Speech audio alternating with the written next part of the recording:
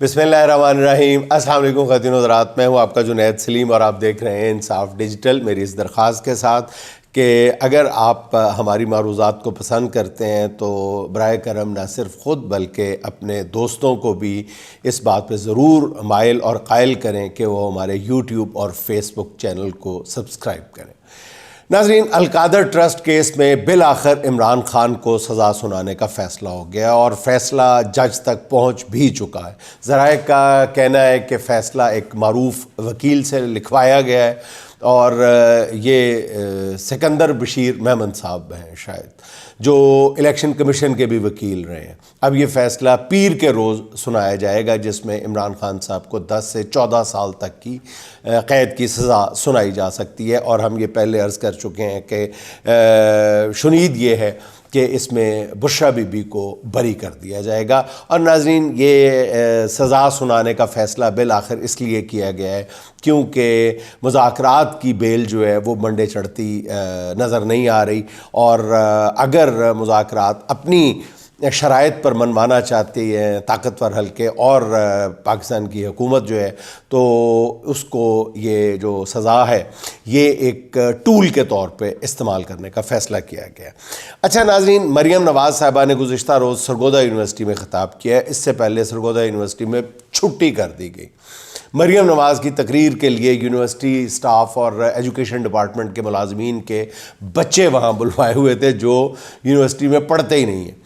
University کے کچھ طلبہ نے تقریب میں جانے کی کوشش کی تو انہیں وہاں جانے ہی نہیں دیا گیا۔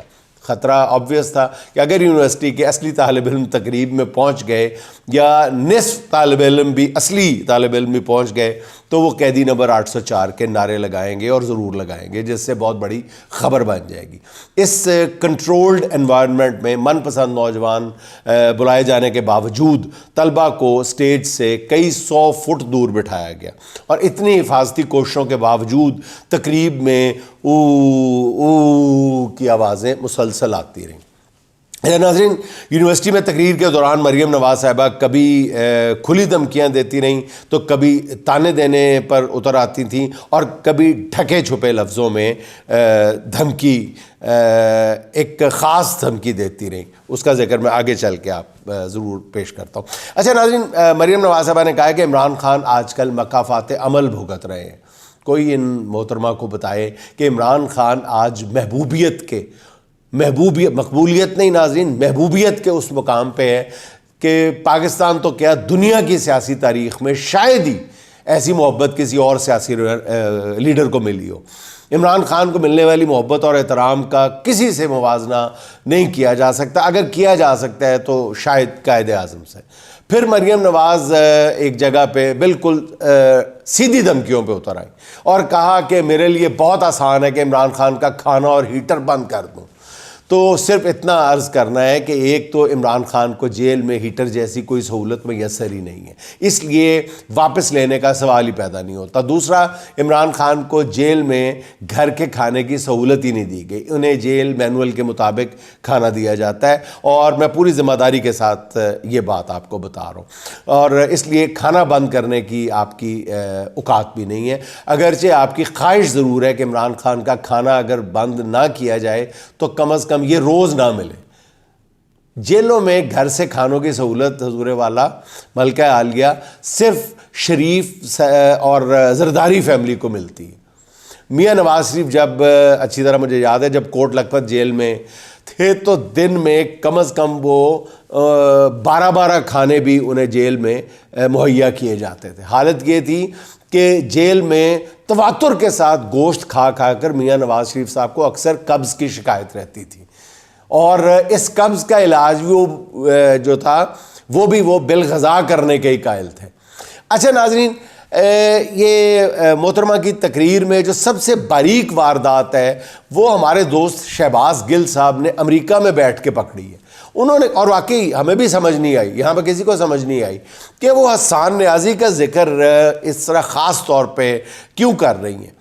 تو اس کا جو مقصد تھا ناظرین وہ صرف یہ تھا کہ نوجوانوں کو حسان نیازی کو سنائی جانے والی سزا کا بتا کر نوجوانوں کو ڈرایا جائے، اور بہت اپنی طرف سے انہوں نے یہ کام دکھایا ہے، باریک کام دکھایا ہے محترمہ مریم نواز صاحبہ نے، کہ وہ جس شد و مد کے ساتھ اور جس دردمندی کے ساتھ وہ احسان نیازی کا ذکر کر رہی تھی کہ اس کا کیریئر بگڑ گیا، اس کی زندگی برباد ہو گئی اور یہ ہو گیا وہ ہو گیا، اصل میں وہ نوجوان نسل کو پیغام دینا چاہ رہے تھے کہ چپ کر کے ہمارے اگلے سال 4 سال جو ہے وہ برداشت کرو، ورنہ تمہارے ساتھ بھی وہی ہوگا جو احسان نیازی کے ساتھ ہوا۔ مطلب آخر میں مریم نواز صاحبہ نے جو سب سے عجیب و غریب بات کی اور بڑی شد و مد کے ساتھ کی، انہوں نے کہا کہ ہمارا دور جو ہے وہ میرٹ کے دور کے طور پہ یاد رکھا جائے گا، ہم نے کوئی فیصلہ بھی جو ہے وہ میرٹ کے بغیر نہیں کیا۔ تو لامحالہ میرے ذہن میں اس وقت ایک بات یاد آ گئی کہ ایسے ہی کسی ادارے کے افسر کو بہت شوق ہوتا ہے کہ وہ میرٹ کی جو ہے وہ مالا جپتا رہے، تو وہ 2 خواتین آتی ہیں نوکری کے لیے، تو وہ کہتا ہے کہ اور ایک جو خاتون ہوتی ہے وہ بہت خوبصورت ہوتی ہے، اور ایک خاتون جو ہے وہ ذرا واجبی سی شکل کی حامل ہوتی ہے میرے جیسی۔ تو وہ افسر جو ہوتا ہے وہ کہتا ہے کہ جو ذرا ماٹھی میرے جیسی خاتون ہوتی ہے وہ کہتی ہے مجھے تو نوکری ملنی نہیں، تم اتنی خوبصورت ہو تمہیں نوکری مل جائے گی۔ تو وہ افسر کہتا ہے نہیں، یہاں پہ صرف میرٹ کا دور ہے، ہم میرٹ پہ فیصلہ کریں گے اور یہاں پہ کوئی خوبصورتی کا عمل دخل نہیں ہے، میرٹ پہ فیصلہ ہوگا۔ یہی ایسا ہی میرٹ میرا خیال آپ کا تھا۔ تو وہ کہتے ہیں کہ میرٹ پہ فیصلہ شروع ہوتا ہے، وہ افسر پوچھتا ہے، سوال پوچھتا ہے، پہلے وہ خوبصورت خاتون سے سوال پوچھتا ہے افسر کہ یہ بتاؤ کہ دوسری جنگ عظیم کب ہوئی تھی؟ تو خاتون کہتی ہے جی 1939 سے لے کے 1945 تک۔ تو پھر وہ دوسری جو واجبی شکل کی صورت ہوتی ہے جس خاتون کی، اسے کہتا ہے کہ تم بتاؤ کہ دوسری جنگ عظیم میں جتنے لوگ مارے گئے ان کے نام بتاؤ۔ تو یہ آپ کا میرٹ ہے۔ اچھا ناظرین، ملٹری کورٹس کیس کی آج پھر سماعت تھی، اور آج کی سماعت کے دوران ججز نے جس قسم کے سوالات اٹھائے اس نے ایک طرح سے اس کیس کا مستقبل جو ہے وہ بالکل واضح کر کے رکھ دیا، کھول کے رکھ دیا۔ آج سرکاری وکیل خواجہ حارث سے سوال پوچھا گیا کہ 9 مئی کے واقعات پر تو ہزاروں لوگوں پر مقدمات درج تھے، اس معاملے پر انسداد دہشت گردی کی عدالت میں عمران خان سمیت 118 ملزموں پر فرد جرم عائد ہو چکی ہے۔ تو جسٹس مسرت علالی نے پوچھا کہ یہ فیصلہ کیسے ہوا کہ ایک طرف ہزاروں افراد کے مقدمات عام عدالتوں میں چلیں اور ان میں سے 100 کے قریب جو ملزموں کا مقدمہ ہے جو ملٹری کورٹس میں چلایا جائے۔ اس سوال کے بعد جسٹس جمال خان مندوخیل، جن کا رویہ آج کل بہت خوشگوار حیرت کا باعث بن رہا ہے جو ان لوگوں کے لیے جو اس ملک میں رول آف لا کے حامی ہیں، مندوخیل صاحب نے سوال کیا کہ کس اتھارٹی نے یہ فیصلہ کیا کہ یہ خاص ملزم چنیں اور انہیں ملٹری کورٹ میں لے جایا جائے؟ کیا کسی انسداد دہشت گردی کی عدالت نے ان ملزموں کو فوجی عدالتوں کے حوالے کیا تھا؟ اگر ایسا ہوا ہے تو کوئی تحریری آرڈر پیش کر دیا جائے۔ ان سوالات پر ناظرین خواجہ حارث صاحب جو ہے نا وہ بہت پریشان دکھائی دیے ان سوالات میں۔ سماعت کے دوران آج جسٹس حسن اظہر رضوی صاحب وہ پہلی بار بولے، انہوں نے بہت ہی اہم سوال اٹھایا، خواجہ حارث کا سارا کیس ہی انہوں نے برباد کر کے رکھ دیا، بلڈوزر پھیر دیا۔ انہوں نے کہا خواجہ صاحب آپ کو یاد ہوگا کہ ایک وزیر اعظم کے خلاف طیارہ ہائی جیکنگ کیس بھی بنا تھا، یعنی نواز شریف صاحب کے، جس میں الزام تھا کہ انہوں نے آرمی چیف کے طیارے کو ہائی جیک کرنے کی کوشش کی ہے۔ جج صاحب نے کہا کہ اس کیس میں تو آپ خود نواز شریف کی قانونی ٹیم میں شامل تھے، یہ کیس کیوں عام عدالت میں چلایا گیا تھا حالانکہ جرم تو آرمی چیف کے خلاف ہوا تھا؟ اس سوال پر خواجہ حارث بکھلا کے رہ گئے اور وہ جواب دینے کی بجائے سوال لکھتے رہے، جس کا جواب وہ غالباً کل کی سماعت کے دوران دینے کی کوشش کریں گے۔ آج کی سماعت کے دوران یہ بات بالکل تو نہیں لیکن تقریباً واضح ہو گئی ہے کہ سیولینز کے ملٹری ٹرائل کے کیس کے حوالے سے کیا فیصلہ ہونے جا رہا ہے۔ ناظرین، میں پہلے بھی عرض کر چکا ہوں کہ ملٹری کورٹس اور ان کے فیصلے عالمی سطح پر قطعی طور پر ناقابل قبول ہیں اور ان پر ابھی سے بہت سخت پریشر آنا شروع ہو گیا اس حوالے سے. اس لیے ریاست کو بھی اس بات کا احساس ہے کہ وہ بھی ملٹری کورٹ سے اب پیچھے ہٹنا چاہ رہی ہے. اسی لیے عدالتی فیصلے سے انہیں کچھ تو فیس سیونگ بھی مل جائے گی اور دوسرا اس سے آئینی بینچ کی کسی حد تک ساکھ بھی بہتر کرنے میں مدد ملے گی. اچھا جی، احسن اقبال صاحب نے فرمایا ہے، بلکہ فرمان جاری کیا ہے کہ نوجوان نسل کو بالآخر یقین کرنا ہی پڑے گا کہ قوم کی تقدیر جو ہے وہ صرف اور صرف موجودہ حکومت ہی بدل سکتی ہے، فسادی ٹولہ نہیں. مجھے یہ بار بار جب وہ یقین دلانے کی کوشش کرتے ہیں نون لیگ کے وزراء جو ہے، تو مجھے حیرت ہوتی ہے کہ آپ لوگوں کو، نوجوان نسل کو کسی بات کا بھی یقین دلانے کے لیے اس طرح قسمیں کیوں کھانی پڑتی ہیں، اس طرح منتیں ترلے کیوں کرنے پڑتے ہیں. نوجوان نسل آپ کی بات ماننا تو دور کی بات ہے، سننے کے لیے بھی تیار کیوں نہیں ہے. آپ ہاتھ جوڑ کر نوجوان نسل کو اپنی بات کا یقین دلانے کے لیے اس طرح پاپڑ کیوں بیلتے پھرتے ہیں، مجھے نہیں سمجھ آتی. آپ کو اتنا اپنے آپ پر اعتماد نہیں رہا، یا نوجوان نسل پر اتنا زیادہ آپ کو نوجوان نسل کی سمجھ آ گئی ہے کہ ان کو ساری واردات سمجھ آ گئی ہے. وہ آپ نے سنا ہوگا ناظرین کہ ایک بندہ رات کو گاڑی ڈرائیو کرتا ہوا جو ہے وہ ڈاکوؤں کے کسی کھو میں چلا جاتا ہے، ڈاکوؤں کے کیمپ میں چلا جاتا ہے، تو ڈاکو اس کو پکڑ لیتے ہیں. پھر ان کو بیچاروں کو، ڈاکو بیچارے پہ ترس آ جاتا ہے ڈاکوؤں کو. ساری رات اسے تفتیش کرتے ہیں کہ تم یہاں پہ کیا کرنے آئے تھے، تم ہماری مخبری کرنے آئے تھے. الٹیمیٹلی وہ پوری رات اس کو وہاں پہ روکتے ہیں اور صبح کہتے ہیں جاؤ، ترس آ گیا تم پہ، جاؤ دفعہ ہو جاؤ، گھر چلے جاؤ.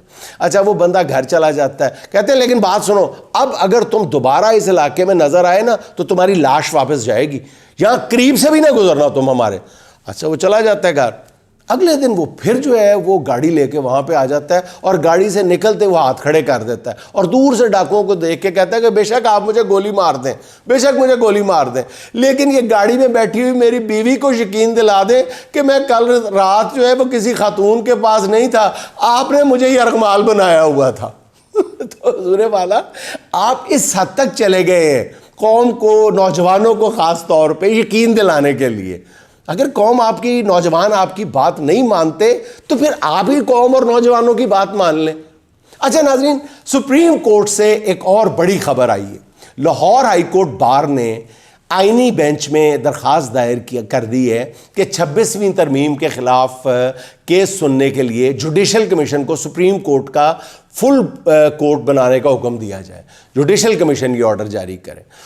ناظرین، میں آپ کو بتا دوں کہ اگر لاہور ہائی کورٹ بار کے صدر جو ہیں اسد منظور بٹ صاحب، وہ اپنی ہٹ کے پکے ہیں، اگر وہ سٹینڈ لے گئے تو پھر یہی جو کیس ہے یہی آگے چل کے حکومت کے لیے بہت مصائب اور مشکلات کھڑی کر دے گا اگر بٹ صاحب اپنی جگہ پہ کھڑے رہے. تو یہ کیس جو ہے یہ 26ویں ترمیم کے مرکزی کیس کے ساتھ ہی سنا جائے گا، لیکن اس کیس سے اس کیس کا وزن جو ہے وہ کئی گنا بڑھ جائے گا، بلکہ اس درخواست کا فیصلہ پہلے کیا جائے گا. اگر آئینی بینچ کو اکثریت نے یہ فیصلہ دے دیا آئینی میں کہ جوڈیشل کمیشن جو ہے وہ 26ویں ترمیم کے فیصلے کے لیے فل کورٹ تشکیل دے، تو اس کے بعد معاملہ ایک بار پھر سپریم کورٹ کے تمام ججز کے پاس آ جائے گا، جو اس ترمیم کے مستقبل کے لیے لا محالہ کوئی اچھی خبر نہیں ہوگی.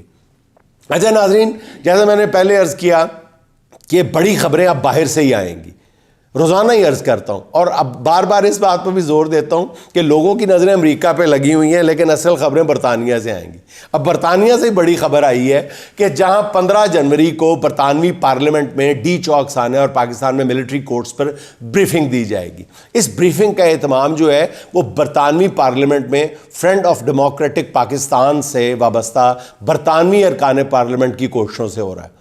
دوسری طرف ٹرمپ کے امریکی صدر کی حیثیت سے حلف اٹھانے سے پہلے ہی واشنگٹن سے ایک اور بڑی خبر آ گئی ہے. پی ٹی آئی اوورسیز کے رہنما سجاد برکی صاحب نے خبر دی ہے کہ اسلام آباد کے ڈی چوک میں گولی چلانے کے معاملے پر امریکی کانگریس میں 22 جنوری کو بریفنگ دی جائے گی. یعنی ٹرمپ کے حلف اٹھانے کے 2 روز بعد ہی امریکی کانگریس کے سامنے سانحہ ڈی چوک مسئلہ نمبر 1 بن کے کھڑا ہوگا. 22 جنوری دن 2:30 بجے امریکی نمائندگان میں ہونے والی یہ بریفنگ جو ہے یہ انتہائی اہمیت کی حامل ہے. اور امکان ہے کہ جس روز کانگریس میں یہ بریفنگ ہوگی اسی دن کیپٹل ہل میں امریکی کانگریس کے باہر پاکستانی بھی بہت بڑی تعداد میں جمع ہوں گے اور ثانیہ ڈی چوک پر احتجاج کریں گے. کانگریس کے باہر وہ بڑے بڑے ٹرک کھڑے کریں گے جن پہ اسکرینیں نصب ہوں گی اور ان اسکرینز پر ڈی چوک میں مرنے والوں اور گولیوں سے زخمی ہونے والوں کی فوٹیجز چلائی جائے گی. سب سے اہم بات یہ ہے کہ امریکی کانگریس کی کارروائی براہ راست دکھائی جاتی ہے، اس لیے یہ بات بالکل واضح ہو جائے گی کہ ڈی چوک میں گولی چلنے کے معاملے پہ امریکی ارکان کانگریس کا کیا رد عمل ہے. اس حوالے سے یہ بات ذہن میں رکھیں ناظرین کہ اسی امریکی ایوان نمائندگان کے 368 ارکان نے 3 ماہ پہلے پاکستانی انتخابات میں دھاندلی کی تحقیقات اور عمران خان کو غیر قانونی طور پہ جیل میں رکھنے کے معاملے پہ باقاعدہ قرارداد منظور کی تھی. اس بارے میں ایک اور خبر بھی ہے کہ ٹرمپ کے آنے سے پہلے اسلام آباد میں بہت زیادہ پریشانی کی لہر دوڑ چکی ہے، جس کا اظہار کچھ اقدامات سے ہوتا ہے. جنگ میں ایک صحافی فخر دورانی کی ایک سٹوری شائع ہوئی ہے بڑی عجیب و غریب، جس میں سائفر کے متن پہ بات کی گئی ہے. اس خبر میں پتہ نہیں اس خبر کا سورس کیا ہے، لیکن جس اہتمام کے ساتھ خبر شائع کی گئی ہے وہ بہت سارے سوالات اٹھا رہا ہے. اس خبر میں بتایا گیا ہے کہ سائفر کے 11 نکات تھے جن میں سے 9 کا تعلق جو ہے وہ عدم اعتماد سے تھا ہی نہیں. یعنی اس سٹوری میں یہ ثابت کرنے کی کوشش کی گئی ہے کہ عمران خان کے خلاف عدم اعتماد لانے میں امریکہ یا ڈونلڈ لو کا کوئی تعلق ہی نہیں تھا. اب اس سٹوری کو پڑھ کر یوں لگتا ہے جیسے ان آفیشلی سائفر کا متن جاری کر دیا گیا ہو. اسی سٹوری کے تناظر میں ایک اور ناظرین خبر بھی سن لیں، وہ اس سے بھی زیادہ اہمیت کی حامل ہے. ہمارے سینئر ساتھی معروف صحافی محمد مالک صاحب نے خبر دی ہے کہ ان کی الوداعی ملاقاتیں کرنے والے ایک امریکی سفارتکار سے بات ہوئی ہے. اب مالک صاحب نے نام تو نہیں لیا لیکن سب جانتے ہیں کہ یہ سفارتکار جو ہیں وہ امریکی سفیر ڈونلڈ بلوم ہے جو ان دونوں الوداعی ملاقاتیں کر رہے ہیں. مالک صاحب کہتے ہیں کہ میں نے ان سے پوچھا، سفارتکار سے پوچھا کہ کیا رچرڈ گرنیل کے بیانات کو سنجیدہ لیا جانا چاہیے، جس پر انہوں نے کہا کہ صرف سنجیدہ نہیں، بہت سنجیدہ لیا جانا چاہیے. اب امریکی سفیر نے کہا کہ رچرڈ گرنیل بہت صاف گو اور سیدھی بات کرنے والا بندہ ہے، اسے کسی صورت بھی انڈر ایسٹیمیٹ نہ کیا جائے. اس حوالے سے رچرڈ گرنیل کا صرف ایک بیان ناظرین ذہن میں رکھیں. رچرڈ گرنیل نے کہا تھا پاکستان میں رجیم چینج کے حوالے سے امریکی سفارت خانے کے کردار پر انکوائری کی جائے، مطالبہ کیا تھا. اب سائفر کے حوالے سے آج چھپنے والی خبروں کو اسی انکوائری سے ذرا ملا کر آپ دیکھ لیں. اچھا ناظرین، آخر میں 2 چھوٹی چھوٹی خبریں اور سن لیں. ایک اور ذریعے کا یہ بھی کہنا ہے کہ اٹارنی جنرل عثمان منصور عوان اپنی ذاتی محفلوں میں بتا رہے ہیں کہ وہ سپریم کورٹ کے اگلے جج ہوں گے. ناظرین یہ کوئی نئی خبر نہیں ہے، یہ پہلے بھی آ چکی ہے کہ 5 لوگ جو ہیں ان کے بارے میں حتمی فیصلہ ہو چکا ہے، کم و بیش تقریباً حتمی فیصلہ ہو چکا ہے کہ وہ سپریم کورٹ کے ججز کے طور پہ سامنے آئیں گے. ان میں 1-2 وکیل رہنما، بہت معروف وکیل رہنما جو ہیں وہ بھی شامل ہیں، اور وہ میں بعد میں بتا دیتا ہوں. وہ یہ ذرائع کہتے ہیں کہ اٹارنی جنرل عثمان منصور صاحب بتاتے ہیں کہ نجی محفلوں میں بتاتے ہیں کہ انہیں 2-3 آپشنز دیے گئے ہیں کہ یا تو وہ سپریم کورٹ کے جج بن جائیں یا پھر سینیٹر بن جائیں. اب ذرائع کا یہ کہنا ہے کہ اگلے نگران سیٹ اپ میں جو کافی قریب نظر آ رہا ہے اس میں عثمان منصور عوان کو نگران وزیر اعظم بھی بنائے جانے کا امکان ہے. اور ناظرین آپ کو ایک اور خبر دیتا چلوں کہ اس وقت سپریم کورٹ میں نئے انڈکٹ ہونے والے ججز کی اہمیت اتنی زیادہ ہے، شاید وہ 26ویں آئینی ترمیم کے حوالے سے جو فل کورٹ والا معاملہ ہے اس کے پیش نظر اس کی اہمیت بہت زیادہ بڑھ گئی ہے کہ یہ جو نئے ججز انڈکٹ کیے جائیں گے ان کے انٹرویوز جو ہیں وہ اعلیٰ ترین شخصیت جو ہے وہ کر رہی ہے، اور ایک انٹرویو جو ہے وہ 3-3 4-4 گھنٹوں پر محیط ہے. اب یہاں سے اندازہ لگا لیں کہ آگے کیا ہونے جا رہا ہے. اچھا ناظرین، سینٹ قائمہ committee national food and security کے اجلاس میں انکشاف کیا گیا ہے کہ ملک کے مختلف علاقوں میں کتوں، گدوں اور مینڈکوں کا گوشت فروخت کیا جا رہا ہے. عوام کو ناقص چاول کھلائے جا رہے ہیں۔ اجلاس میں بتایا گیا ہے کہ جتنا دودھ بیچا جاتا ہے اتنا تو پیدا بھی نہیں ہوتا، کم و بیش 78% دودھ جو ہے وہ دودھ نہیں ہوتا، سفید کیمیکل ہوتا ہے جو دودھ کے نام پہ بیچا جا رہا ہے۔ اچھا ناظرین، آخر میں منیر نیازی صاحب کے 2 اشعار سن لیں۔ باتیں تو ہوں کہ کچھ تو دلوں کی خبر ملے، باتیں تو ہوں کہ کچھ تو دلوں کی خبر ملے، آپس میں اپنے کچھ تو سوال و جواب ہو، آپس میں اپنے کچھ تو سوال و جواب ہو، کوئی خبر خوشی کی کہیں سے ملے منیر، کوئی خبر خوشی کی کہیں سے ملے منیر، ان روز و شب میں ایسا بھی ایک دن کمال ہو، ان روز و شب میں ایسا بھی ایک دن کمال ہو۔ ناظرین خوش رہیں، خوش رکھیں، آپ سے ملاقات ہوگی انشاءاللہ اگلے ولاگ میں۔ اللہ حافظ۔